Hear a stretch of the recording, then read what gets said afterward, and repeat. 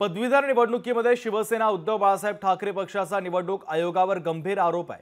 शिवसेना उद्धव बाळासाहेब ठाकरे पक्षाकडून नोंदवलेल्या मतदारांचे अर्ज ठरवून बाद केले। अनिल परब यांनी निवडणूक आयोगावर गंभीर आरोप केलेत।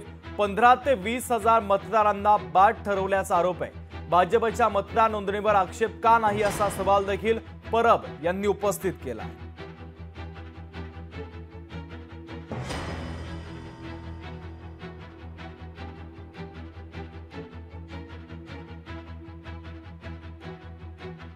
जो आता 40,000चा रोल आला, याच्यामध्ये आमच्या पक्षाची नावं ही ठरवून बाद केलेली आहेत असं चित्र आम्हाला दिसतंय।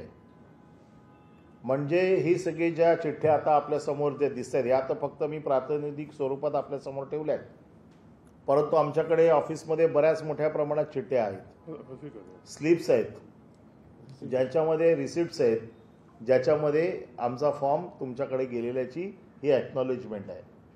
माझा जर अर्ज तुम्ही नाकारत असाल तर मला अर्ज का नाकारलाय याचं कारण कळलं पाहिजे।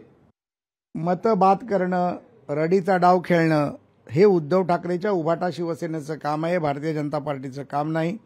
आमचा उमेदवार हा सक्षम उमेदवार आहे, सुशिक्षित उमेदवार आहे, पत्रकार उमेदवार आहे। जे काही चाललंय ते प्रामाणिकपणे आम्ही करतो, आमचा प्रयत्न प्रामाणिकपणे चालला आहे।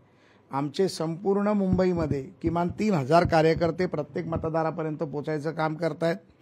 1 लाख मतदारांपर्यंत पोहोचण्याचं काम आतापर्यंत आमचं झालेलं आहे आणि त्यामुळे पराभव दिसू लागल्यामुळे उभाटा शिवसेना आणि अनिल परब हे नवीन पेतरेबाजी चालू करतात। लोकशाही मराठी ऐका, पहा, जागरूक रहा।